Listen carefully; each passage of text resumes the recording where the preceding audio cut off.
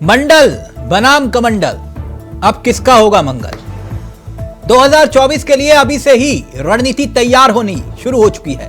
एक तरफ सत्ता के सेमीफाइनल यानी कि 5 राज्यों के विधानसभा चुनाव में बीजेपी अयोध्या और राम के नाम पर बयान हर मंच से दे रही है।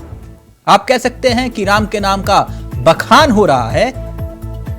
पहली बार उत्तर प्रदेश सरकार की कैबिनेट की मीटिंग अयोध्या में आयोजित की, जिसकी तस्वीरें भी आप देख रहे हैं। अयोध्या में कैबिनेट की बैठक, इसका बहुत बड़ा सियासी संदेश है। 22 जनवरी को पीएम राम मंदिर का उद्घाटन भी करने वाले हैं। 22। तो दूसरी तरफ विपक्षी दलों के बीच ओबीसी से लेकर जातिगत जनगणना जैसे मुद्दे चुनावी मैदान में लहराए जा रहे हैं। यानी एक तरफ राम मंदिर का जिक्र, दूसरी तरफ जातिगत जनगणना और ओबीसी। अब ओबीसी वाली कहानी समझिए। बिहार में नीतीश सरकार ने अब जाति आधारित आरक्षण को 50% से बढ़ाकर 65% करने वाला बिल भी पारित कर दिया। यह और बात है कि बिल पारित करने के दौरान महादलित समुदाय के पूर्व मुख्यमंत्री और बुजुर्ग नेता जितिन राम मांझी को सीएम नीतीश कुमार ने सदन में ही तू तड़ाक करते हुए अपमानित तक कर दिया। वैसे भी जातिगत जनगणना की मांग के बीच राम मंदिर उद्घाटन का भव्य कार्यक्रम भले ही एक इत्तेफाक हो, लेकिन सियासी गलियारों में इसे लेकर चर्चा है मंडल बनाम कमंडल की पार्ट 2। तो क्या वाकई में मंडल बनाम कमंडल पार्ट 2 होने जा रहा है? इसकी 2 वजहें भी हैं। पहला, राम मंदिर का उद्घाटन लोकसभा चुनाव 2024 से ठीक पहले हो रहा है। और दूसरा, देश के प्रधानमंत्री इसके मुख्य अतिथि हैं। यानी मंडल जिसका जिक्र विपक्ष कर रहा है और कमंडल जिसका जिक्र बीजेपी कर रही है। वैसे बीजेपी एक हाथ में मंडल दूसरे हाथ में कमंडल लेकर चलती आई है 14 के बाद से, 13 के बाद से। खैर, किसका होगा अब 24 में मंगल? एक तरफ मंडल, दूसरी तरफ कमंडल। राम की धुन में बीजेपी है और विपक्ष करे जात की बात। आज होगी मुद्दे की बात इसी मुद्दे पर, लेकिन पहले आपको सुनाते हैं कुछ राजनीतिक बयान और फिर सीधा रुख करेंगे अपने मेहमानों की तरफ। पिछड़ा की संख्या को भी कम से कम अब कुल मिलाकर के और एससी एसटी को जो 50 है उसकी जगह पर हम लोग 65 कम से कम कर दें, यह आप लोगों से परामर्श है। एक नए युग की ओर जा रही है। पूरी दुनिया आज अयोध्या की तरफ आकर्षित हो रही है और इससे आज उत्तर प्रदेश कैबिनेट का राम जन्मभूमि में दर्शन करना, श्री रामलला के भव्य मंदिर निर्माण के कार्यों को वहां नजदीक से अवलोकन करना और उसके उपरांत श्री राम संग्रहालय में उत्तर प्रदेश कैबिनेट की बैठक प्रारंभ हुई। उनके पास कौन सा आंकड़ा है, ये ना बताइए। बढ़ाया या घटाया, किसी बेस पे ना बोलेंगे। कौन से बेस पे बोल रहे हैं? अब राम नाम की दुशाला तो चुनाव के कारण ओढ़ते हैं। ये जो पाखंड करते हैं वो जवान पर इनके आ जाता है। अगर इस देश में 50% ओबीसी है तो सरकार को चलाने में 50% भागीदारी होनी चाहिए। सही है गलत? रोहिणी आयोग के रिकमेंडेशन के हिसाब से तो पुनर्निरीक्षण करके जो 2300 जातियों को आरक्षण नहीं मिला है, अगर जरूरत पड़े तो 75 के 80% कीजिए। देश के 140 करोड़ जनता का सपना था कि भगवान श्री राम का मंदिर अयोध्या में बनना चाहिए। को प्रभु रामलला का भव्य मंदिर का लोकार्पण आदरणीय प्रधानमंत्री नरेंद्र मोदी जी करने वाले हैं और हम सब उत्तर प्रदेश के वासी पलक पावड़े बिछा करके उस पल का इंतजार कर रहे हैं। तो बीजेपी बोले राम, विपक्ष बोले जात बताओ। सीधा रुख करेंगे अपने मेहमानों की तरफ। आपको बता दें आज हमारे साथ इस चर्चा में जो मेहमान शामिल हो रहे हैं उनसे आपका परिचय करवा देते हैं। ये 4 मेहमान आपकी स्क्रीन पर आ चुके हैं। केसी जैन साहब बीजेपी के अनुभवी चेहरों में से एक है। रतन तिवारी साहब कांग्रेस के युवा चेहरे हैं। हमारे साथ प्रतिभा देवी जुड़ गई हैं जो जेडीयू का चेहरा है। साथ ही शिल्पी चौधरी जी समाजवादी पार्टी का चेहरा है। आप सभी का बहुत बहुत स्वागत है। तो जैन साहब चर्चा की शुरुआत आपसे करते हैं। मेरी आवाज आ रही है? जी मिल रही। कैसे हैं जैन साहब? बस बढ़िया बढ़िया जी चावला जी। तो राम, प्रभु राम, मंडल या कमंडल, क्या चलने वाला है 24 में? देखिए चावला जी, आज बात हो रही है डेवलपमेंट पे, आज हो रही है विकास पे बात, लेकिन उसके साथ साथ जो सांस्कृतिक राष्ट्रवाद है उस पे भी भारतीय जनता पार्टी लगातार काम कर रही है। कौन सा राष्ट्रवाद सर?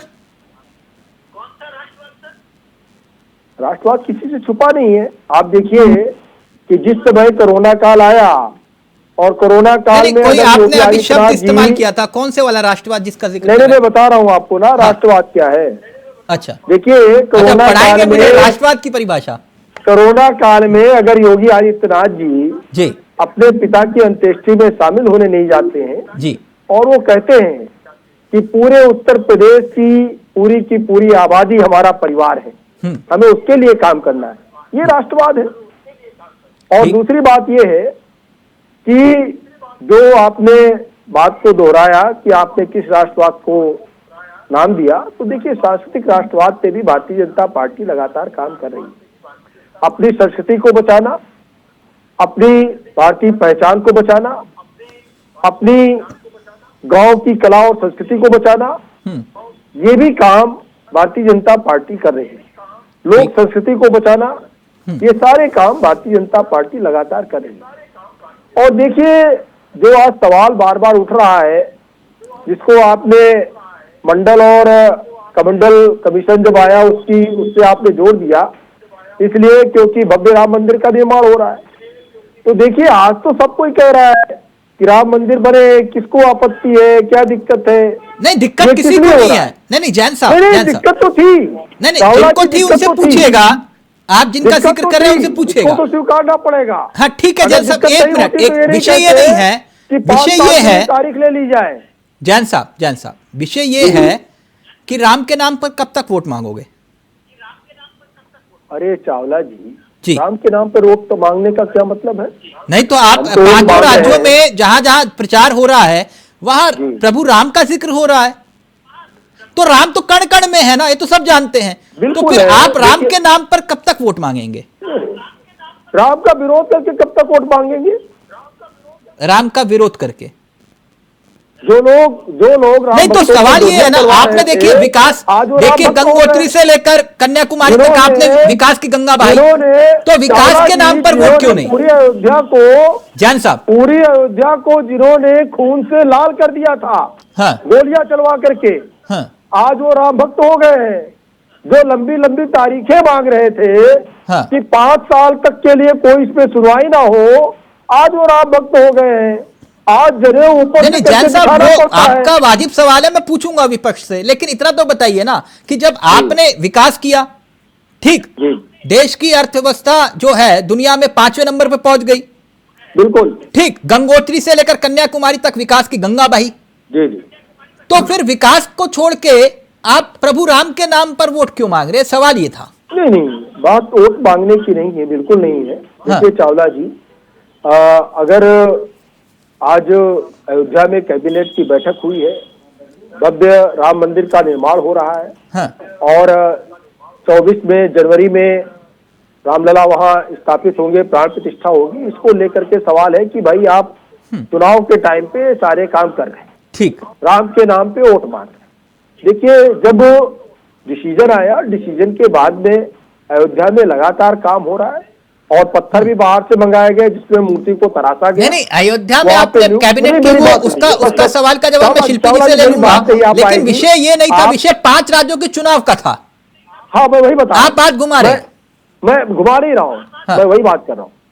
सब जगह पे इसी बात को लेकर के विपक्ष के अंदर तिलमिलाहट है, विपक्ष के अंदर दर्द है। हाँ। उसको लगता है कि राम मंदिर का उद्घाटन हो रहा है, तो देखिए इनको पीड़ा, यानी कुल मिला के आप ये कह रहे हो कि कमंडल चलेगा। चावला जी देखिए, हाँ। हम भारतीय जनता पार्टी जाति धर्म संप्रदाय सब चीजों को पीछे छोड़ करके विकास पे आगे बढ़ रही है। ठीक है, और यही कारण रहा है, पहला कारण रहा है कि 2014 के बाद 2019 मैं पहला क्योंकि आपने सरयू लाल और विरोध का जिक्र किया था राम मंदिर को लेकर। पहले शिल्पी चौधरी, बड़ी दिक्कत हो रही है आज अयोध्या में, कैबिनेट की बैठक हो रही है, इतनी समस्या क्यों? किसको दिक्कत हो रही है आप लोग सफाई में विकास की गंगा बहाने पर जोर लगाते थे, है ना? तो ये अयोध्या में लगा रहे हैं, तो दिक्कत क्या आपको? आप सफाई महोत्सव बनाते थे, ये दीप उत्सव मना रहे हैं। ये दीप उत्सव नहीं मना रहे हैं, ये तो गोरखपुर महोत्सव मना रहे हैं। और वहां पे जो भी कुछ ये कहते थे कि सफाई में होता था, उससे भी ज्यादा बढ़ के हो रहा है। जाइए देखिए, उसको भी देखिए, उसको भी कवर करना चाहिए। बची बात सफाई के विकास की, जब कहा जाता है सबका साथ सबका विकास, तो आपको सफाई के या आजमगढ़ के या बदायूं के विकास से क्या समस्या है? क्या समस्या है? कोई भी भारतीय जनता पार्टी का नेता नहीं, तो अयोध्या के विकास से क्या समस्या है? समस्या नहीं है। और आप देखिए, तो अयोध्या में विकास पर किसने रोका था आपको? मैं बता रही हूँ, ये झूठे मक्कार लोगों की क्या बात कर रहे हैं। राम कथा संग्रहालय में 24 घंटे रामचरितमानस का पाठ, ये मुख्यमंत्री अखिलेश यादव के शासन से शुरू हुआ। मुख्यमंत्री अखिलेश यादव जी ने 14 कोसी परिक्रमा मार्ग को पूर्ण रूप से हॉट मिक्स भी बनाया और उस पर पारिजात के पेड़ों का वृक्षारोपण किया, ताकि तीर्थयात्री वो उसकी छाया में परिक्रमा कर सकें। 14 कोसी परिक्रमा का क्या महत्व है, ये तो किसी भी अयोध्यावासी से पूछिए। अभी दीपावली के बाद होगी, उसके बाद आप कहते हैं कि हमें समस्या है। भाई, हमें क्यों समस्या होगी? हमने तो बहुत पहले ये मांग करी थी कि अयोध्या को आप उत्तर प्रदेश की राजधानी बनाइए। क्यों नहीं बना रहे हैं आप? तो आप बना देते, बताइए। अरे हम इनसे मांग कर रहे हैं। नहीं तो मांग कर रहे थे, आप तो सत्ता में रहे ना, आप बना देते। और उपलब्धि में वो सरयू लाल हुई थी, वो उपलब्धि है आपकी? सरयू लाल हुई थी, वो वाली उपलब्धि है कि नहीं? उसी पे आ रही हूँ जी। केसी जैन साहब से पूछिए कि सरयू लाल हुई थी। 10 साल हो रहे हैं, 7 साल हो रहे हैं, बिल्कुल 7 साल पूरे होने आ रहे हैं। आपने सरयू लाल करने वाले लोगों पर कोई केस क्यों नहीं किया? 7 साल से तो आपकी सरकार है, रिपीटेडली सरकार है, पद्म भूषण दे रही है भारत सरकार माननीय नेताजी को। क्यों? ठीक, ओके। जैन साहब जवाब दीजिए, फिर उसके बाद रतन जी और प्रतिभा जी आपके पास आ रहा हूं। देखिए चावला जी, इन्होंने जिस प्रकार के शब्दों का इस्तेमाल भारतीय जनता पार्टी के लिए, शासन के लिए ये लोग कर रहे हैं कि मक्कार है, चोर है, पहली बात जैन साहब आपके लिए नहीं, वो तो रतन जी के लिए भी कर रहे हैं। वो कह रहे हैं कि जो बीजेपी है वही कांग्रेस है, जो कांग्रेस है वही बीजेपी है। नहीं, वो आपके लिए मक्कार शब्द नहीं कह रहे, वो कांग्रेस को भी कह रहे हैं झूठे लोग हैं। इनके अध्यक्ष कह रहे हैं झूठे लोग हैं। चावला जी बात ये है, वो तो मंचों से कह रहे हैं ये हत्यारे लोग, ये राम भक्तों पर गोली चलाने वाले लोग, इनको ऐसी ही शब्दावली शोभा देती।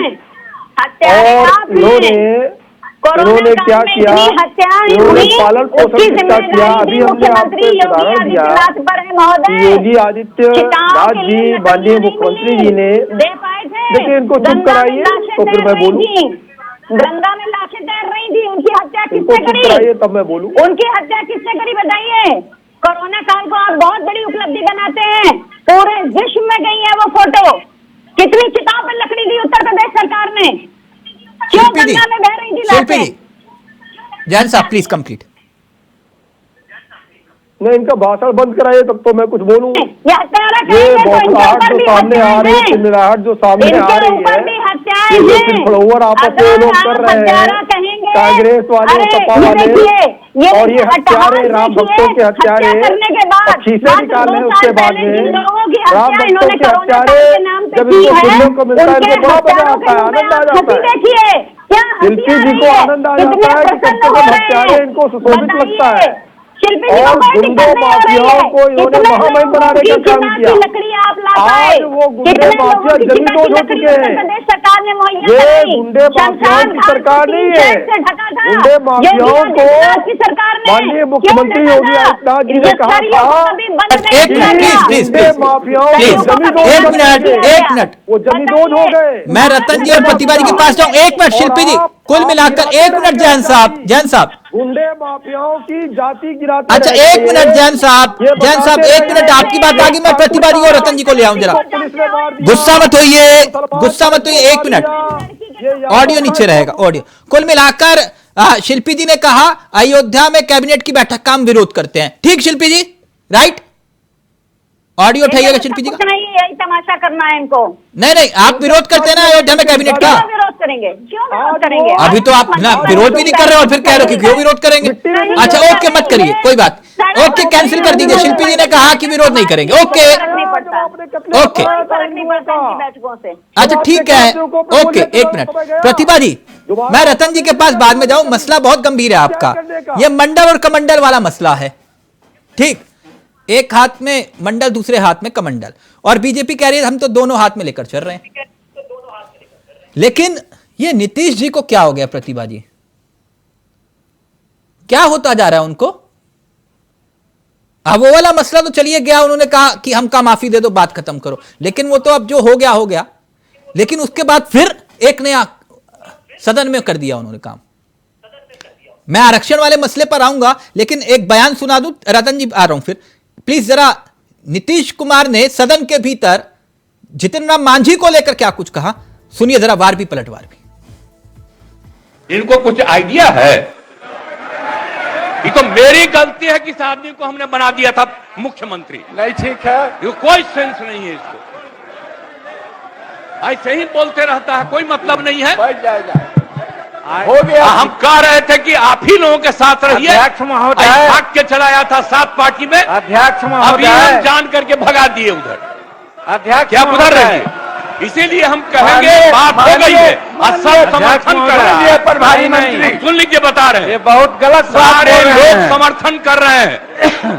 और कोई सेंस है ये जो प्रचारित करता है? सुनो ना, बैठो ना यार, बैठो ना।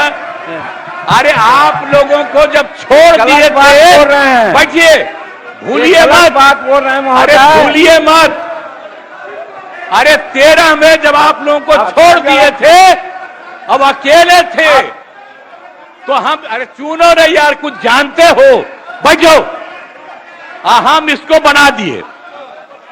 इसके बाद जितना मेरी पार्टी का लोग था, सब हमको 2 ही महीना में कहने लगा कि गड़बड़ है, इसको हटाइए। और अंत में हमको बाध्य किया, तो फिर हम बन गए थे। कहता रहता है कि ये भी मुख्यमंत्री थे। अरे क्या मुख्यमंत्री था? ये तो मेरी मूर्खता से मुख्यमंत्री बना। हमको लगता है कहीं न कहीं उनकी दिमाग में कोई कमजोरियां है, इसके चलते वो ऐसा बोल रहे हैं। और हम उनके बारे में कहना चाहते हैं, वो बार बार तुम ताम की बात करते हैं। आप जोड़ लीजिए, 1985 में वो विधायक बने, हम 1980 से विधायक हैं। उम्र में वो 74 साल के हैं, उम्र में हम 80 साल के हैं। तो वैसी परिस्थिति में तुम ताम करना कहाँ का उचित है, उसमें भी विधानसभा में। इसलिए हमको लगता है कि मानसिक संतुलन वो खो बैठे हैं, इसलिए वो ऐसा करते हैं। प्लीज प्रतिभा जी को स्क्रीन पे लेकर आइएगा। प्रतिभा जी, क्या होता जा रहा है नीतीश जी को? अब ये तू तड़ाके पे आ गए तो आपको ऐसा क्यों लगता है तिलक जी कि नीतीश जी को कुछ हो गया है? नहीं तो वो सभी बोल रहे हैं, वो कह रहे हैं कि पता नहीं क्या है, नीतीश जी बोले जा रहे हैं। वो कभी बताते हैं कि क्या होता है। तिलक, चुनाव का टाइम है ना, 2 चुनाव है, विधानसभा, लोकसभा, विधानसभा, तो लोग तो बोलेंगे कुछ न कुछ। अच्छा, अब सब तो ये तू तड़ाके चलता है, कोई दिक्कत नहीं है। सुन लीजिए तिलक जी, अपने कोई से भी बड़े बात- व्यक्ति को तू तड़ा के कि मेरी तिलक मूर्खता जी, ही तुम्हें सुन मैंने लीजिए। मुख्यमंत्री बना दिया। तिलक जी सुन लीजिए, जी। सच्चाई है कि जिस तरह का रवैया मांझी जी का रहता है, हाँ। कोई भी आदमी कितना सब्र करेगा, कितना अच्छा। बर्दाश्त करेगा। मांझी जी आप नेता नहीं थे, आपको नेता माननीय मुख्यमंत्री श्री नीतीश कुमार जी ने बनाया, उसका लिहाज नहीं क्यों भी बनाया? है, तो कम से कम इस पता है बात ना, का- मालूम है क्यों बनाया था? बिल्कुल मुझे मालूम है कि हाँ, क्यों तो बनाया याद था। करिए अतीत को क्यों बनाया गया था। और मैं फिर उसके बाद, सड़कों पर 3 और दिन दूसरी तक बात ये, उस धूप में दूसरी बात आंदोलन ये है करने कि की आप ये कोशिश कह रहे हैं कि मत किसी करिए। अपने उम्र से बड़े व्यक्ति को गाली देना जायज है, तू तड़ा के बात करना जायज है, तो फिर ठीक है, देश के प्रधानमंत्री बनिए, मुबारक है आपको। तिलक जी जब वो हमेशा कुछ ना कुछ बोल दें, उस पर तो आप डिबेट नहीं बिठाते हैं। क्योंकि वो नीतीश कुमार नहीं है, क्योंकि वो नीतीश कुमार नहीं है। वो बोल दे तो बहुत अच्छा, नीतीश कुमार जी सबकी सुन ले कुछ ना कुछ, बहुत अच्छा। अगर हाँ। नीतीश कुमार जी एक्शन में आते हैं तो लोगों को पीड़ा होती है। क्यों? वो लोगों को सुनने के लिए बैठे हैं क्या? जो आदमी बिहार के विकास के लिए अगर कोई साथ ना भी दे तो अकेला चलने के लिए तैयार रहता है, उस व्यक्ति के बारे में कुछ भी अनाप शनाप किसी को भी बोल देना, क्या ये शोभा देता है तिलक जी? क्या मुख्यमंत्री का पद कोई छोटा पद है? आप कुछ भी बोल देंगे, कोई भी मुंह उठा के बोल और देगा। वही मुख्यमंत्री सदन के भीतर कुछ भी बोल दे जिस पर माफी मांगनी पड़े तो ठीक है, उन्होंने हाँ, वो माफी, ठीक है, ठीक। कम से कम उन्होंने माफी तो मांगी तिलक जी। हाँ, कम से कम उन्होंने माफी तो मांगी। ठीक। पूरे देश में बेटियां नंगी घुमाई जा रही है, वहां पर तो आपके प्रधानमंत्री माफी भी नहीं मांगते हैं। क्या बात करते हैं आप? महिला पहलवानों को इस तरह से उनका शोषण किया जाता है। ठीक। पूरा देश जल रहा होता है, पूरे देश की महिला आवाज उठाती है, ठीक। उस पर आप यानी कुल मिला के आप ये कह रहे हैं कि देश के प्रधानमंत्री ने देश के भावी प्रधानमंत्री बनने का सपना देखने वाले उन्होंने माफी मांग ली, बात को खत्म कर दो। ठीक है, ओके, आपकी बात आ गई। रतन जी, आपका एक नारा हुआ करता था, जात पर ना पात पर, इंदिरा जी की बात पर, मोर लगेगी हाथ पर। है, हम लोग बच्चे होते थे तो ये गली गली मोहल्ले मोहल्ले में सुनाई देता था, जात पर ना पात पर, इंदिरा जी की बात पर, मोहर लगेगी हाथ पर। और आज बिल्कुल विपरीत, मंडल कमीशन का विरोध करने वाले कह रहे हैं कि जात बताओ। चल क्या रहा है? रतन जी का ऑडियो प्लीज। सबसे बड़ी बात है कि वक्त के हिसाब से सबको चलना चाहिए, वक्त के साथ वक्त की मांग आज है और आरक्षण मिलना चाहिए। और आप देखिए ना कि बिहार में बीजेपी के लोग भी इस आरक्षण का समर्थन कर रहे हैं। और ये अगर अयोध्या में इन्होंने कैबिनेट की बैठक ली है तो हम तो इसका समर्थन करते हैं। मैं तो माननीय कांग्रेस अध्यक्ष को पत्र लिखूंगा कि अगली CWC की मीटिंग या अगला जो बैठक होगी कांग्रेस पार्टी को अयोध्या में की जाए, क्योंकि राम मंदिर का विरोध मैंने आपकी पीसीआर टीम को एक वीडियो भेजा है जिसमें इनके ही भाजपा के राज्यसभा सांसद सुब्रमण्यम स्वामी जी ही कह रहे हैं कि राम मंदिर को बनाने का लक्ष्य राजीव गांधी ने देखा था। वो राम मंदिर बनाना चाहते थे और राम राज्य स्थापित करना चाहते थे। अगर उनकी हत्या नहीं हुई होती तो राम मंदिर कब का बन गया होता। नहीं, वो वाली बात पे बाद में आएंगे। पहले ये वाली बात कि मैं लेटर लिखूंगा और क्या बोलूंगा अपने पार्टी अध्यक्ष को। मैं पार्टी अध्यक्ष को पत्र के माध्यम से ये बताऊंगा कि अगली CWC की जो मीटिंग हो, कार्य समिति की बैठक हो, अयोध्या में ले। अयोध्या में ले? बिल्कुल, मैं सही सुन रहा हूँ? बिल्कुल, CWC की अगली बैठक अयोध्या में करने के लिए पत्र लिखूंगा। ये रतन तिवारी जी कह रहे हैं, जो प्लीज ब्रेकिंग में टाइप करिए, तुरंत अभी टाइप करिए। रतन जी कह रहे हैं कि मैं पार्टी अध्यक्ष को लेटर लिखूंगा कि अगली CWC की बैठक जो अयोध्या में होनी चाहिए। रतन जी का नाम लिख के तुरंत टाइप करिए, ब्रेकिंग टाइप करिए। रतन जी एक मिनट, बड़ा गंभीर मसला हो गया, पूरी कहानी में ट्विस्ट आ गया। जिस पार्टी के अध्यक्ष, जिस पार्टी के पूर्व अध्यक्ष, जिस पार्टी के सांसद, जिस पार्टी के नेता हनुमानगढ़ी तक नहीं गए, आप कह रहे हो अयोध्या में मीटिंग कर लो। ये क्या मसला हुआ रतन तिवारी जी? चावला जी, आपको पता है कि राम मंदिर का ताला खुलवाने वाले पूर्व प्रधानमंत्री राजीव गांधी ना, कोर्ट के आदेश पे खुला था ताला, पहली बार करेक्ट करिए। नहीं, कोर्ट का आदेश था, कोर्ट के, और उससे पहले शाह बानू वाला मसला था। कांग्रेस के पूर्व अध्यक्ष आदरणीय राहुल गांधी जी, सोनिया गांधी जी को ये तमाम बार कई बार कह चुके हैं कि सुप्रीम कोर्ट का जो भी आदेश होगा उसको सर्वमान्य तरीके से माना जाए। सर पत्थर की लकीर है ना, मैं इतना जानना चाह रहा हूं, अभी मेरी सुई वाई अटक गई। एक मिनट आप एक बात बताइए, आपने कहा हमने ताला खुलवाया, अभी बोला आपने, ठीक रतन जी? सबने सुना, इन्होंने कहा हमने ताला खुलवाया। चलिए मैं मान गया कि शाह बानू वाला मसला था, उसे आपने पलट दिया। आपने कहा कि भैया एक तरफ अल्पसंख्यक खुश और दूसरी तरफ है मंडल का मंडल, 500 साल हम जो है राज करेंगे। लेकिन ताला खुलवाने के बाद जो विवाद, ये सब जानते हैं। रतन जी एक बात और बताइए कि रामलला या राम मंदिर निर्माण पर रोक थी ना? जी, मेरी बात को समझिएगा, वहां दर्शन पर तो रोक नहीं थी। थी सोनिया जी, राहुल जी, प्रियंका जी। प्रियंका जी तो प्रभारी भी रही। राम मंदिर, रामलला के दर्शन किसने रोका आपको? क्यों नहीं किए? क्यों नहीं किए? मंदिर बनने दीजिए, हमारे सभी नेता वहां पे जाएंगे। नहीं, वो तो आप कह रहे थे ना कि रामलला हम आएंगे, मंदिर वहीं बनाएंगे, तारीख नहीं बताएंगे। वो कह रहे तारीख, अब कह रहे हो कि हम तारीख पे जाएंगे? नहीं, बिल्कुल हम बोलते थे, इसलिए बोलते। अच्छा, राम मंदिर बनने का इंतजार कर रहे थे इसलिए नहीं गए थे? नहीं, बिल्कुल नहीं। राम हमारे अच्छा है, भगवान हमारे दिल में रहते हैं। नहीं, वो तो समझ में आ गया कि वो काल्पनिक नहीं है, आप लोगों को ये समझ में आ गया। लेकिन मैं ये कह रहा हूं कि आप रामलला के दर्शन करने क्यों नहीं गए? उस पर रोक नहीं थी ना, उस पर रोक नहीं थी। आप रामलला के दर्शन कर सकते थे जितना चाहे उतनी बार। शिल्पी जी तो जाती रहती है, पूछिए शिल्पी जी, रोक थी क्या?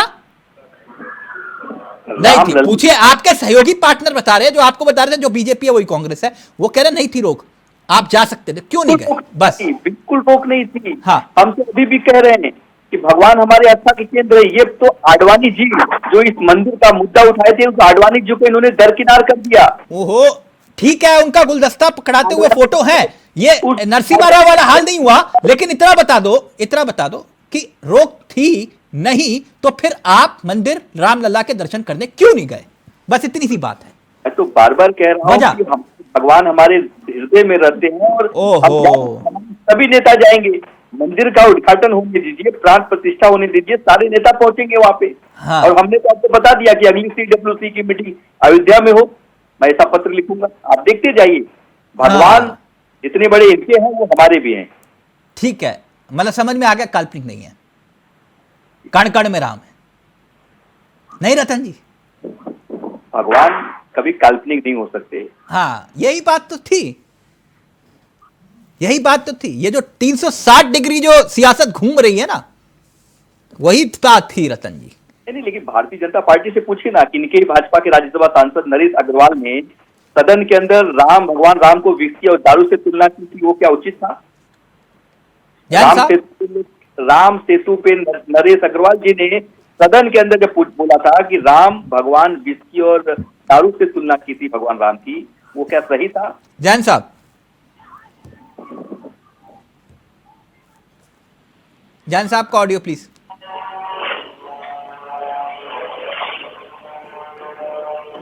जैन साहब प्लीज अनम्यूट कर लीजिए हमारी। हाँ, देखिए चावला जी, बात यह है कि आज सबको भगवान राम की याद आ रही, वो चाहे कांग्रेस हो चाहे समाजवादी पार्टी हो। आज वो जनेऊ भी ऊपर से पहन रहे। हाँ। जो कहते थे कि भारत देश के अंदर जो भी संसाधन है उन पे पहला हक मुसलमानों का है, नहीं अल्पसंख्यक बोला। और आज जैन साहब थोड़ा करेक्ट कर लीजिए, अल्पसंख्यक में आते हैं, अल्पसंख्यक भी बोला था। अल्पसंख्यक में अल्पसंख्यक में कौन है? क्योंकि नाम पे लाभ किसको मिलता है? तो अल्पसंख्यक का मतलब सिर्फ मुसलमान है। बैठा है, आप पूरा इतिहास उठा के देख लीजिए। अल्पसंख्यक में बौद्ध आते हैं, जैन भी आते हैं, क्रिश्चियन भी आते हैं, जहां पर भी, बल्कि हर एक स्टेट में समाजवादी पार्टी ने कितने अल्पसंख्यक में, अल्पसंख्यक आयोग में क्या किसी जैन को कभी रखा? अल्पसंख्यक अध्यक्ष जैन बनाया? नहीं बनाया। समाजवादी पार्टी ने अल्पसंख्यक आयोग का कभी अध्यक्ष आपने जैन बनाया? देखिए, बात को बतंगड़ मत करिए, उससे आप बच नहीं सकते। आप तो राम भक्तों को गोली चलवाने वालों में से हैं। अगर इतनी चिंता होती तो इस तरीके का कुकृत्य नहीं किया होता। और रही बात ये है कि देखिए, आज सबको भगवान राम की याद आ रही है। जो ये कहते थे कांग्रेस ये कहती थी 5 साल डाल दीजिए, कांग्रेस के बड़े नेता कैबिनेट मिनिस्टर जो कि सदन के अंदर मत करिए, मैं किसी के बीच में नहीं बोला, ये बहुत गलत तरीका है आपका, बहुत गलत तरीका है। मैं आपके बीच में क्या, मैं रतन जी के बीच में, आपके बीच में एक तो आवाज हमें स्पष्ट नहीं मिल पा रही है, और ऊपर से आप शिल्पी जी एक मिनट, शिल्पी जी प्लीज, जैन साहब, है ना, और मैं किसी के बीच में इंटरप्ट नहीं कर रहा हूँ, मैंने आपकी पूरी बात सुनी और रतन जी की पूरी बात सुनी। मैडम एक मिनट, जी ने मुझसे सवाल किया तब मैंने बोलना शुरू किया। नहीं एक मिनट शिल्पी जी, इस देश ने देखा ना जामा मस्जिद से जब जो है, एक मिनट, जामा मस्जिद से जब फतवा जारी होता था तब दिक्कत नहीं होती थी क्या शिल्पी जी? मेरे को तो किसी भी धार्मिक कर्म कांड में अगर वो अतिवाद हो रहा है, चाहे वो जो कर रहा है, हाँ, मुझे इसी पे रही है ना, जब वहां जामा मस्जिद से फतवा जारी होता तब आप कहते थे कि नहीं बहुत बढ़िया, बहुत बढ़िया, कौन सा फतवा जारी हो गया? मैडम आदेश जारी होता था ना, किस पार्टी को कहाँ वोट देना है, होता था ना। ये आपको क्या लगता है अयोध्या के आश्रमों से नहीं होता? एक मिनट जैन साहब अपनी बात कर ले, शिल्पी जी फिर उस पर आ जाएंगे ना, एक मिनट रुकिए प्लीज। सर से जुदा नारे लगा करके राजस्थान में जिस प्रकार से एक हिंदू टेलर की हत्या की गई, उस पे भी एक भी वक्तव्य अखिलेश यादव जी का नहीं आया। गोरखपुर मंदिर के अंदर एक आतंकवादी घुस जाता है, अखिलेश यादव जी की जमात पे ताला पड़ जाता है, अखिलेश यादव जी की जमात पे ताला पड़ जाता है, कहा ये विक्षिप्त है। अरे आतंकवादी विक्षिप्त नहीं होते हैं, आपको सिर्फ मुसलमानों की हिंसा रही, आतंकवादियों के मुकदमा वापस लेने की आपने एप्लीकेशन दी, आतंकवादियों के मुकदमा वापस लेने की आपने एप्लीकेशन दी नहीं दी। माननीय उच्च न्यायालय एक मिनट प्लीज एक मिनट, जैन साहब एक मिनट, शिल्पी जी एक मिनट, नीतीश कुमार ने एक जो बड़ा दाव खेला है आरक्षण वाला मसला, एक मिनट प्लीज एक मिनट, यहाँ मंडल का मंडल वाली बात है, मैं प्रतिभा जी और रतन जी के पास जाऊं, लेकिन शिल्पी जी एक बात बताइए, ये जो जात वाली सियासत हो रही है, पीडीए जिसका जिक्र अखिलेश यादव कर रहे हैं, अखिलेश यादव कल तक ये बात कह रहे थे कि पीडीए और इंडिया मिलके एनडीए को हराएगा, ठीक, और दूसरी तरफ आज वो ये कह रहे हैं कि पीडीए ये जो कांग्रेस है उसको हराएगा, ऐसा क्यों? ठीक, बहुत अच्छा सवाल, धन्यवाद। पीडीए क्या है? पिछड़ा, दलित, अल्पसंख्यक, आदिवासी और अगड़ा भी, हाँ, आदिवासी, अगड़ा, अल्पसंख्यक, हाँ, जो भी एबीसीडी कुछ भी बना लीजिए, हाँ, ठीक है, इंक्लूसिव मतलब इंक्लूसिव, हाँ, इंडिया क्या है? Inclusive India.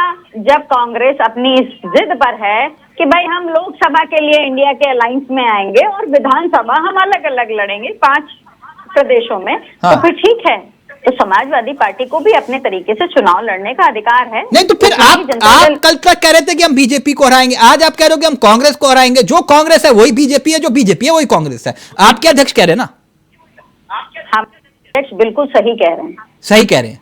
कांग्रेस और भारतीय जनता पार्टी का एक ही चरित्र है, क्षेत्रीय पार्टियों को नष्ट करना। रतन जी मुस्कुरा क्यों रहे? लोग हैं, उनके पास और कुछ है नहीं, देखिए कितने खुश हो गए थे, कह रहे थे कि भाई मुस्कुरा रहे हैं, हम नहीं गए, लेकिन सोनिया गांधी जी ने और राहुल गांधी जी ने कभी मना नहीं किया। भाई अब एक तरफ कहते हैं कि राजीव गांधी जी ने ताला तोड़वाया और दूसरी तरफ कहते हैं कि नहीं हम नहीं गए, अब हम जाएंगे। वो इनकी तो पूरी आइडियोलॉजी ही कंफ्यूज है, पूरी आइडियोलॉजी कंफ्यूज है, तो उसके लिए हम क्या कर सकते हैं? ये रतन जी कहीं है, ये समझ में नहीं आ रहा खेला, ये छटपटाहट तो नहीं है इस बात को लेकर विपक्षी खेमे में, खासतौर पर क्षेत्रीय दलों में, अखिलेश यादव में, कि आप बार बार उनके वोट बैंक को टारगेट कर रहे हैं, यानी कि जात पात की बात कर रहे हैं, जातीय जनगणना की बात कर रहे हैं, उनके मुद्दों को छीनने की कोशिश कर रहे हैं, और इसी वजह से अखिलेश यादव आप पर अटैक कर रहे हैं। देखिए चावला जी, समस्या यह है कि अखिलेश जी कहां से दुखी हैं वो सब जानते हैं। मध्य प्रदेश में एक उनके विधायक थे जो भारतीय जनता पार्टी में शामिल हो गए, वो अपने विधायक को नहीं बचा पाए और वो 6 सीट मांग रहे थे, लेकिन मध्य प्रदेश की स्थिति एक भी सीट जीतने की नहीं है। परिणाम आएगा 3 दिसंबर को भारतीय जनता पार्टी को। अच्छा, तो मैं बोल रहा हूँ ना, एक सीट की भी हैसियत नहीं है इनकी, 20 सीट की हैसियत नहीं है। शिल्पी जी को 3 तारीख को आप बुला लेना। शिल्पी जी मुस्कुरा रहे हैं, आपके चैनल को बता देंगे कि हमारी, क्योंकि बाकी की 5 सीटों पर समाजवादी पार्टी से नीचे रहने वाली कांग्रेस आज इतने बड़े बड़े दावे कर रही है। देखिए ये दावे ही तो इनकी हवा है ना, इनकी पार्टी का प्रदेश अध्यक्ष हमारा जनता पार्टी का नेता रहा, वो आ करके इनको कितना डैमेज दे रहा है उसका असेसमेंट इनके पास नहीं है। इन्होंने पूरे इंडिया लाइन्स पर इन्होंने अपने प्रदेश अध्यक्ष से जो मीडिया उठा दिए हैं उसका खामियाजा इनको आने वाले लोकसभा चुनाव में भुगतना पड़ेगा। ये समय बताएगा। वो नहीं हो सकता ना। भारतीय जनता पार्टी का निकाला हुआ नेता इनका प्रदेश अध्यक्ष बन के इनको कितना डेंट मार रहा है। अगर आज कांग्रेस पार्टी नहीं कर पा रही है तो इस तरीके की बातें, बयानबाजियां बहुत छोटी हैं।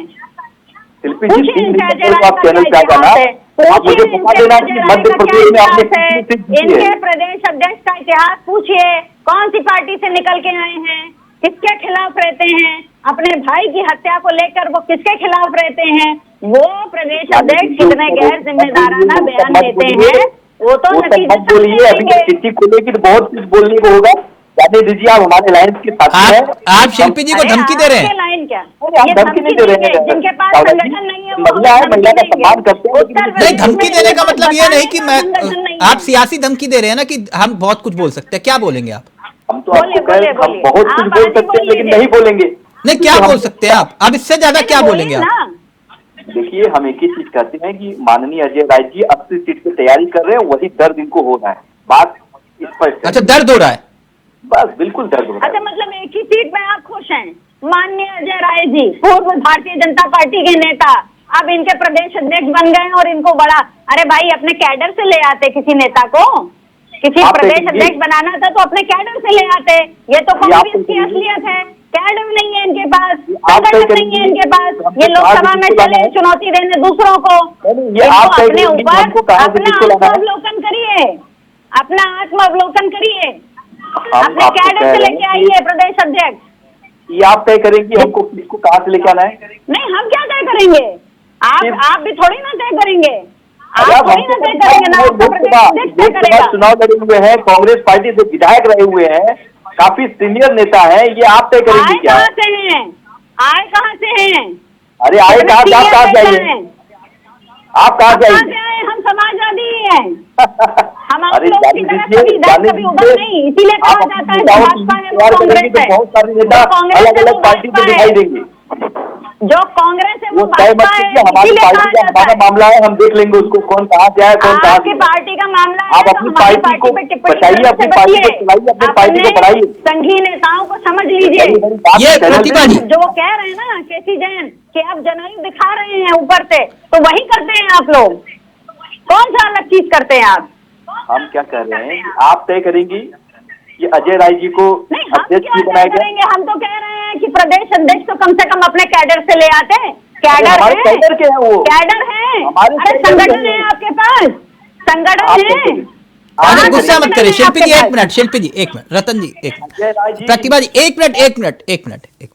प्रतिभा जी एक बात बताइए, नीतीश कुमार ने जो दांव खेला, अब मसला सर्वे पर आया, जातिगत जनगणना पर आया, यह बात बिल्कुल लकीर बिल्कुल क्लियर थी कि बात आरक्षण पर आएगी, और अब आरक्षण वाला दाव खेल के गेंद केंद्र के पाले में फेंक देना।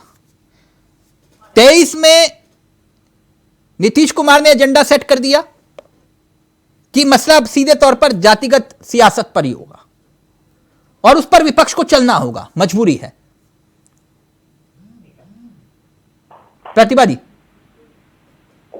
चावला जी, मतलब नीतीश कुमार जी ने चाल चल दिया, गेम खेल लिया। अरे भाई, उन्होंने बिहार की जनता के हित में काम किया है।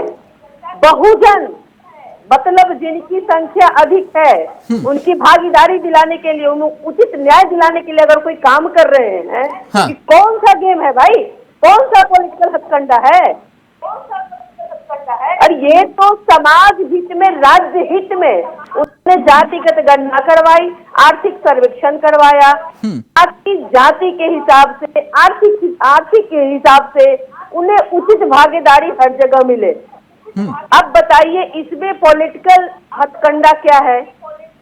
यानी आप ये कह रहे हो कि राहुल गांधी के नेतृत्व में जो आपने सपना देखा है वो साकार हो जाएगा?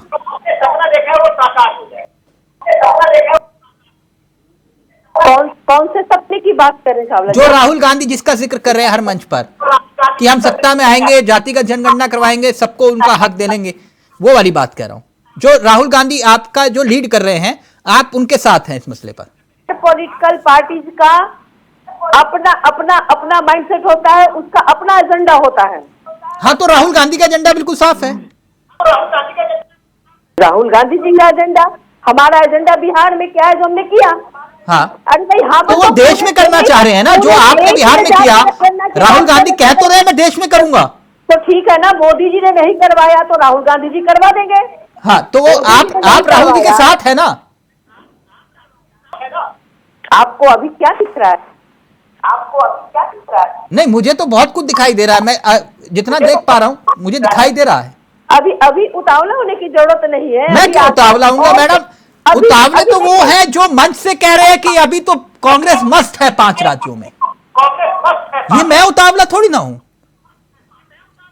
जिन्होंने जिस कुनबे को इकट्ठा किया वो ये कह रहे हैं कि कांग्रेस अभी 5 राज्यों के चुनाव में मस्त है। ये मैंने नहीं कहा, ये सच्चाई है, यह सच है।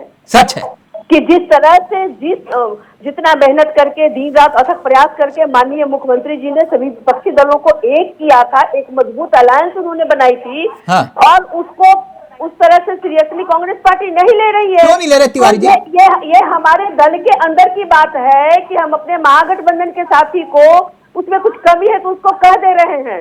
जैन साहब, तिवारी जी क्यों इतना सीरियसली नहीं ले रहे हो आप लोग ये ना तो जेडीयू को ना सपा को?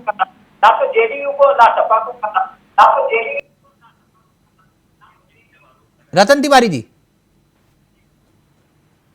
मैं जवाब दे रहा हूं। जी तिवारी जी, आपका फ्रेम फ्रीज है। मेरे सहयोगियों ने शायद फोन नहीं किया होगा आपको। हाँ, कॉल किया है। जी प्लीज। आवाज आ रही है ना? हाँ बिल्कुल आवाज आ रही है आपकी। तो मैं ये बोल रहा हूँ कि नीतीश बाबू ने ये चीज कहा था अपने मंच से कि कांग्रेस पार्टी इसे गंभीरता से नहीं ले रही है, लेकिन यह भी कहा था कि कांग्रेस पार्टी अपने 5 राज्यों के चुनाव में व्यस्त है। उसके बाद कांग्रेस के राष्ट्रीय अध्यक्ष मल्लिकार्जुन खड़गे साहब ने तत्काल नीतीश कुमार जी से फोन पे बात की।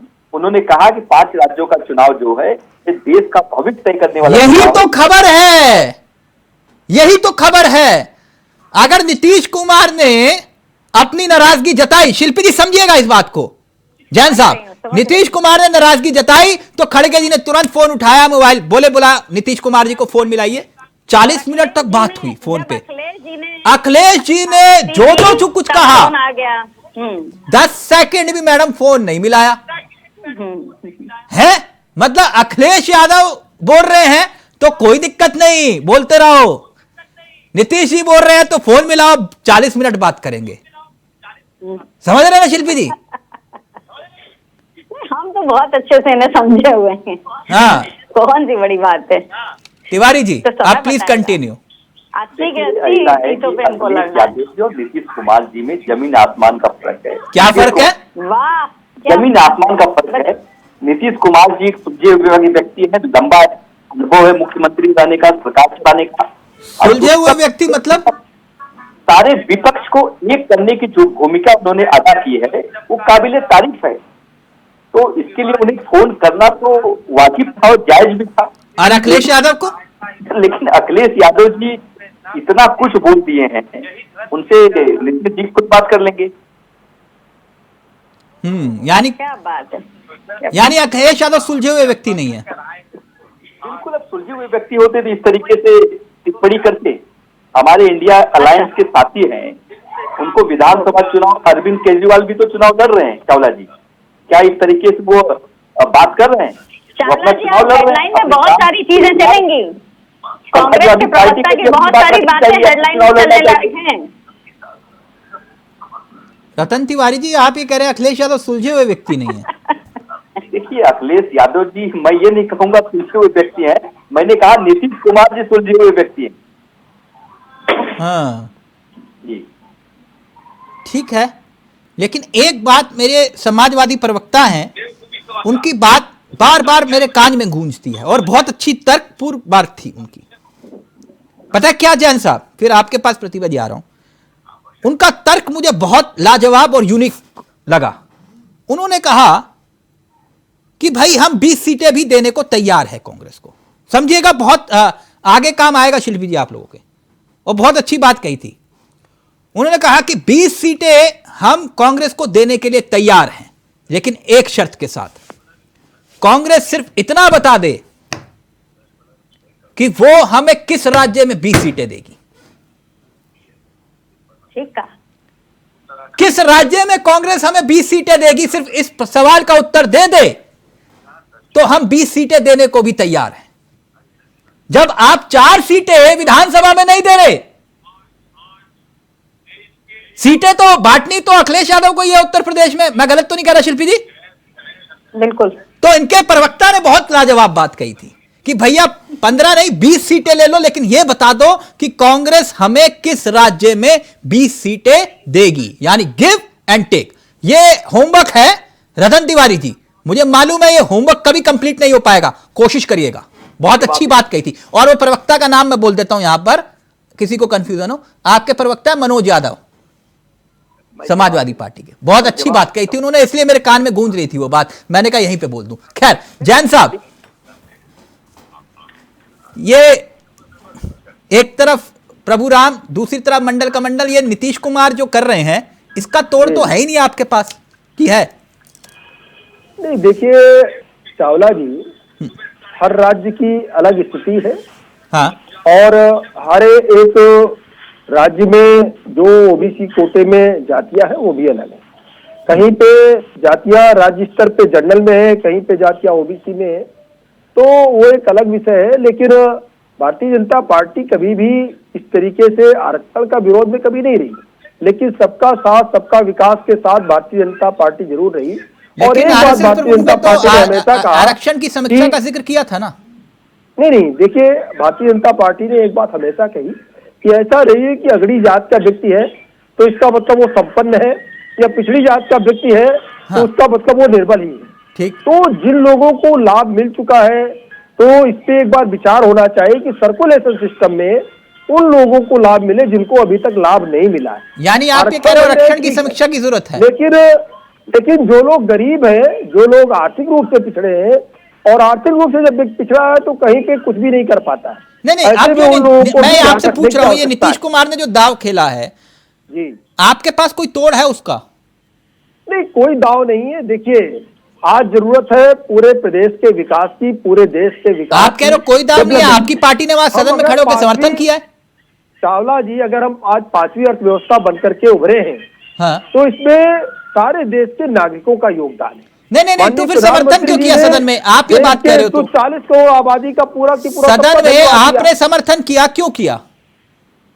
नहीं, देखिए हम तो बता रहे हैं ना, हम कभी इसके विरोध में नहीं रहे, इस चीज के विरोध में नहीं रहे कि आरक्षण ना हो। और अगर विरोध में होता तो जहां जहां भारतीय जनता पार्टी की सरकार है उसको खत्म कर दिया होता। खत्म तो सर कौन, तो हम कहीं विरोध में नहीं इसके सर, ये भारतीय जनता पार्टी ने हमेशा जोर दिया, फिर हम उस बात को दोहरा रहे हैं। ये कांग्रेस मंडल के विरोध के बाद ही कांग्रेस ये इस हालात में पहुंची। कौन विरोध करेगा? कौन इतना बड़ा रिस्क लेगा? रिस्क लिया ना आपने, बिहार में देख लिया आपने, समझ गए आप? ये राजीव गांधी ने मंडल का विरोध किया, उसके बाद ही तो ये हालत हुई कांग्रेस की। गलत तो नहीं कह रहा ना शिल्पी जी, प्रतिभा जी? नहीं, देखिए चावला जी, मैं बस 30 सेकंड में अपनी बात को खत्म करता हूँ। हाँ। देखिए आज जरूरत है देश को विकास की, और आज वो स्थितियां नहीं है जो 50-60 साल पहले स्थितियां हुआ करती। यानी जातिगत जनगणना होगी कि नहीं? आज नहीं, आप आरक्षण की समीक्षा का जिक्र कर रहे हो ना आप? जी, आरक्षण की समीक्षा होनी चाहिए। नहीं, देखिए बिल्कुल होनी चाहिए। और मुख्य चीज ये है कि जो लोग क्या आर्थिक रूप से पिछड़े, क्या वो पिछड़े नहीं है? मतलब कैसे आर्थिक? एक मिनट आप तो वही बात बोल रहे हैं जो मोहन भागवत जी ने कही थी कि आरक्षण की समीक्षा होनी चाहिए, और आपकी पार्टी बाद में यू टर्न ले गई। एक मिनट, आप गरीब नहीं है क्या? जैन भी गरीब है, श्रीवास्तव भी गरीब है, वर्मा भी गरीब है, यादव भी गरीब है। तो गरीबी की कोई जाति नहीं है चावला जी, गरीबी अपने आप में एक जाति है। नहीं तो फिर आरक्षण की समीक्षा कैसे करेंगे आप? ब्राह्मण हो, क्षत्रिय हो, श्रीवास्तव हो, यादव हो, वर्मा हो, कोई जाति हो, आरक्षण की समीक्षा कैसे करेंगे आप जैन साहब? की आवश्यकता है, उसके साथ में खड़े होने की आवश्यकता है। जैन साहब, आरक्षण की समीक्षा आप कैसे करेंगे? नहीं, देखिए चावला जी, हमने तो स्पष्ट कर दिया ना, हाँ, कि दोनों चीजों की आवश्यकता है। कैसे? एक तो अमीरी गरीबी का जो डिफरेंस है वो समाप्त हो, और जातिगत जो आरक्षण है उसका कहीं पे विरोध नहीं किया भारतीय जनता पार्टी ने, कहीं पे भी उसका विरोध नहीं किया भारतीय जनता पार्टी ने। नहीं, अभी तो आप कह रहे हो ना कि आरक्षण की समीक्षा होनी चाहिए। आज विकास की बात हो रही है, आज हम 5वीं अर्थव्यवस्था बनकर के उभरे। पहले सिर्फ और सिर्फ 13 करोड़ गैस सिलेंडर हुआ करते थे, आज 35 करोड़ कनेक्शन है, गैस कनेक्शन है। नहीं, आज सबके हाथ में मुख्य एक ये भी है कि हम 80 करोड़ लोगों को फ्री में राशन दे रहे हैं। इस पे काम करने की आवश्यकता है ना। 80 करोड़ लोगों को हम फ्री में राशन दे रहे हैं, लेकिन आरक्षण की समीक्षा कैसे हो सकती है? सबका ऑडियो नीचे रहेगा प्लीज। जैन साहब का ऑडियो। 13 करोड़ लोग गरीबी रेखा से बाहर आ चुके हैं। जैन साहब, मुझे सिर्फ इतना बता दीजिए, आरक्षण की समीक्षा कैसे हो सकती है? नहीं चावला जी, देखिए इसके लिए तो हमने आपसे बताया कि 2 मानक है। हाँ। एक तो आरक्षण को लेकर के, देखिए आरक्षण किस लिए, उससे भी बड़ा विषय है ना। आरक्षण किस लिए? आरक्षण इसलिए कि जो लोग पीछे रह गए हैं, जो लोग हमारी जो विकास की दर है उसके साथ कदम मिला के नहीं चल पा रहे, उनको सहयोग की आवश्यकता है, और उनको सहयोग मिलना चाहिए कि जो एक विकास की दर है और जो एक विकास है, विकास के साथ जो पीछे रह गए वो हमारे साथ कदम मिला करके चल सके। ठीक, प्रतिभा जी रिएक्ट करना चाह रही है, फिर रतन जी और शिल्पी जी आऊंगा। वो ये कह रहे हैं जैन साहब की हाँ, समीक्षा होनी चाहिए आरक्षण की। तो करवा लेना, केंद्र में तो इनकी सरकार है, जैन साहब को ऑडियो चाहिए। हम तो मांग ही रहे हैं भाई, बिहार की सरकार तो प्रॉपर मांग कर रही है कि आप पूरे देश में करवाइए, आप क्यों नहीं करवाने, आपको रोका किसने? हमने तो करवा लिया अपने दम पर। जैन साहब का ऑडियो जाएगा प्लीज। केंद्र की सरकार ने कहा कि आप अपने संसाधन से अपने राज्य में बिहार की सरकार कर हमने करवा लिया। वहाँ पे बैठ करके महिलाओं का किस तरीके से अपमान किया, पूरे देश जो महिला सदस्य थी रोने लगी वो वहाँ पर। आपको कितनी अश्लील हरकतें, कितनी अश्लील बातें की है, बॉडी लैंग्वेज देखिए वहाँ के मुख्यमंत्री की, कितनी गंदी बॉडी लैंग्वेज थी, कितने गंदे मणिपुर में क्या हो रहा है? बच्चे होते हैं, ये होता है, वो होता है। हमारी बेटी दादी जैसे पवित्र हिस्से को तार कर दिया सदन के अंदर, बच्चे पैदा करते हैं, शादी होती है, ये करते हैं, वो करते हैं। सेक्स एजुकेशन दे रहे थे आपके मुख्यमंत्री, वो सेक्स एजुकेशन के लिए सदन चला रहे हैं क्या? बिहार से इतनी अश्लील हरकतें, इतनी अश्लील बातें। बिहार का आलोचना करनी चाहिए, आप एक महिला है, आलोचना करनी चाहिए, फॉलो कर रहा है। और कुछ चीजें ऐसी होती है, गलतियां ऐसी होती है जिनकी माफी नहीं हो सकती है, और उनको वास्तव में अगर नीतीश कुमार को लगता है उन्होंने गलती की है तो उनको इस्तीफा देना चाहिए। रखना चाहते हैं मुख्यमंत्री के लायक नहीं है वो, आप मुख्यमंत्री इस्तीफा दे। अगर उनको 1% एहसास है कि उन्होंने गलत किया, वो कह रहे हैं प्रतिभा जी एक मिनट। जैन साहब देखिए, ज्ञान तो केंद्र के पाले में ना। प्रतिभा जी, आप तो सिर्फ हवा में तीर छोड़ दिए हैं, जो आपका चुनाव चिन्ह, वो तीर हवा में छोड़ दिया। आपने कहा कि कोई ना कोई तो घायल होगा ही। प्रतिभा जी, ज्ञान तो केंद्र के पाले में ही है ना। केंद्र सरकार करवा लेना, मैं तो कह रही हूँ कि आप करवा लीजिए। हाँ। आप क्यों नहीं करवाते हैं? आपको किसने रोका? हम लोग सब समर्थन करेंगे, आप करवाइए तो हम लोग सब साथ देंगे। अब एक बात तो साफ हो गई ना शिल्पी जी, जो लकीर नीतीश कुमार ने खींची है अब उसी को आप लोगों को फॉलो करना है, ये बात तो क्लियर है। नीतीश कुमार जी समाजवाद में हाँ। आस्था रखने वाले व्यक्ति हैं और आगे से बढ़कर वो सबका नेतृत्व कर रहे हैं और सबको साथ लेके चल रहे हैं। नहीं तो कांग्रेस भी तो नेतृत्व कर रही है ना, राहुल गांधी भी तो वही बात कर रहे हैं। कांग्रेस समाजवादी विचारधारा की पार्टी नहीं है, न कभी थी। तो अच्छा, तो ये बात अब समझ में आई कि लोहिया जी, हाँ, जैसे आपके अध्यक्ष कह रहे थे हमने तो नेहरू जी से है लोहा ले लिया, कुछ इस तरह की बात कर रहे थे। नेहरू जी से लोहा लिया या नहीं लिया, लेकिन कांग्रेस और भारतीय जनता पार्टी का क्षेत्रीय पार्टियों के प्रति ये एक ही चरित्र है। नहीं तो ये बात बहुत लेट समझ में आई आपको। क्षेत्रीय पार्टी नहीं, बिल्कुल लेट नहीं समझ में आई। हाँ। बिल्कुल लेट नहीं समझ में आई। अगर वो कहते हैं कि हमको भारतीय जनता पार्टी को हटाने के लिए एक इंडिया, एक इंक्लूसिव गठबंधन में आना है, तो हमने उनका स्वागत किया था। कांग्रेस ने इस गठबंधन को नहीं बनाया, इस गठबंधन को नीतीश जी ने शुरू किया। अच्छा ठीक है, आप ये कह रहे हो कि आप join नीतीश किया। जी के साथ हो, इनके साथ नहीं, कुल मिला के बात ये ठीक। ओके, जैन साहब, ये आप कह रहे हो कि हमने विकास किया, तो फिर धर्म के नाम पर वोट क्यों मांग रहे हो आप? देखिए चावला जी, हाँ, जो लोग इस तरीके की बातें कर रहे हैं कि धर्म के नाम पर वोट मांग रहे हैं, हाँ, तो पहली बात तो ये कि क्या जय श्री राम का नारा लगाना या भगवान राम का नाम लेना गैर संप्रदाय, ये क्या कोई पाप है क्या, गैर संवैधानिक है क्या? दूसरी बात ये है कि नहीं, चुनावी मंच पर जो है, आप ये कह रहे हो कि धर्म के नाम पर वोट मांग सकते हो?